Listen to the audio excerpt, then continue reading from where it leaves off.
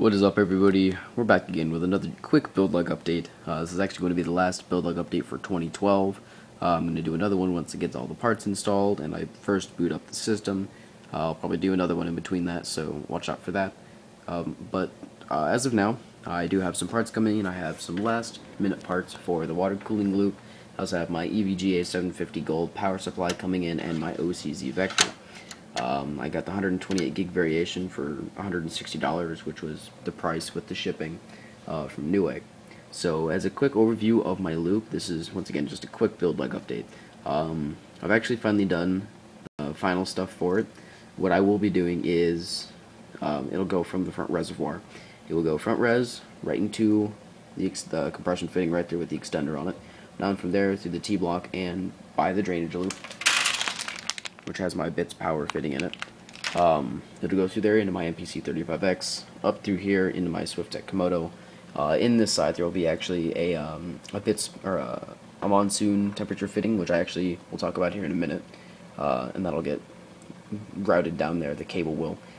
There'll be a plug right here, and then it will come out this side. It'll come to a compression fitting and right into here. I finally got this one installed as well. It'll come out of this 45-degree angle fitting right into my Apogee HD, which I'm still waiting on the water block from, or the backplate from SwiftTech, and it'll go right out of there. This compression fitting with the extender on it, it will actually have a 60-degree fitting on it, so it'll go extender, 60-degree angle fitting, and then compression fitting on top of that.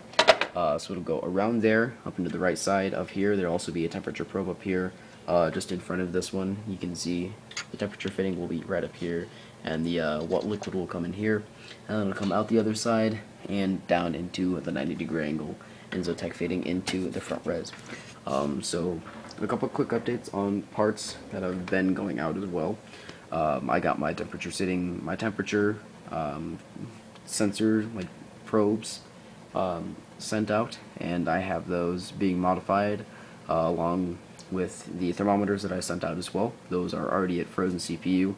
I believe, or they will be, I believe, at on Wednesday, I'm pretty sure. So hopefully those will get there. I sent those out today. Those are going to get modified and then sent back here. I might order another liter of liquid, because from what I understand from a couple little bits of research that I've done, this loop will hold roughly 2 liters of liquid, which is a crap load. So yeah, because this one will hold a bunch, and then the 400 will hold a monstrous amount, just because how large the radiator is, and then both of the reservoirs and 2 of the blocks at the same time, along with just all the other tubing. But yeah, so I'm not going to be ordering any more tubing. I will have sufficient amounts for this. I have 10 feet of the danger den stuff. So those are the parts and coming in and out, and that's a quick overview of the loop. I also have a couple thoughts that I need to share. So I'm doing a client build. He's asking for a Photoshop, kind of high-end system. He's a professional photographer, so I stuck him with an FX-8350. At least for now, I'm meeting with him on the 2nd. I stuck him with an FX-8350, like I'll have in mind, a nice Gigabyte 990 FXA UD7 board. Of course, their C70 Vengeance case, white with the side window on it. It'll have a nice, either a Deep Cool Assassin air cooler on it, or it'll have an H60 or an H80i.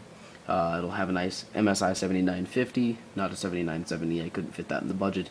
It'll have a Samsung 840 Pro Series SSD, the 128 gig for the boot, and then it'll have 2 Western Digital 1TB black 7200 RPM. It'll also have 32 gigs of RAM, and actually the exact same. Actually, no, it'll have a 750 bronze PSU. And that'll be just about it for it. But overall, that system will cost him roughly $1,500, and then the $350 that I will be charging him for the the actual work itself, and getting all the testing done, overclocking just to see if it will be stable for the workload that he will be putting on it, just because a little more speed will help him. So yeah. But what I'm considering about doing with the $350 is, one, I will definitely be ordering the full side panel window for my half X, which is actually looking very nice as of now. I will be definitely ordering that. I'm not sure if I will. I might try and get my hands on a second 7970, the exact same MSI one that I have, so that way they will match in performance. And I'll overclock it to roughly the same specs, and I'll get another Komodo, and I will have to get my hands on a SwiftTech Komodo crossfire bridge, the liquid cooling bridge for it. But that's a couple things that I'm considering doing. I'm also actually considering not getting the other 8 gigs of RAM, since it does look kind of okay the way it is now. But since I am kind of a conformance freak, I might get the other 2 RAM slots filled up. I'm also debating whether I want to grab another OCZ vector and run them in a RAID 0 for my drive, my boot. Since what I will be doing once I get the system all assembled is I will wait to put the OCZ vector in until I get all my drives sent off to a local shop where they have the proper equipment to do this. And now I'll have all the files except for the OS taken off of here. And I'll have those put on the black drive. And then I will have them install a fresh version of Windows 7 Home Professional on it, on the OCZ vector. And then I will have them install that, and I will have them install just the drivers on it. So that way I won't have those stuck on the hard drive, the mechanical one. But what I am debating about doing is either getting another OCZ vector, or I'm debating whether I want to get another 1TB black. But it's all up to what I'll have the ability and the money to do. And also, one more last thing is I still need to get these 2 cut out for the 4 and the 8-pin auxiliary CPU power.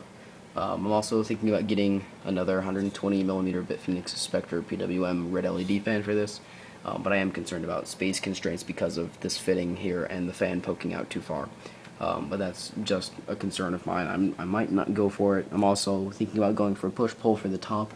Also, there's a nice look at the 400, since you guys have never really seen it in like actual light before. So it goes all the way from literally the front of the case to the back of the case. So this thing is absolutely gigantic. But as of now, that is what I'm working on, guys. This is the last update of 2012 for this system. I will see you guys in 2013, and see you later.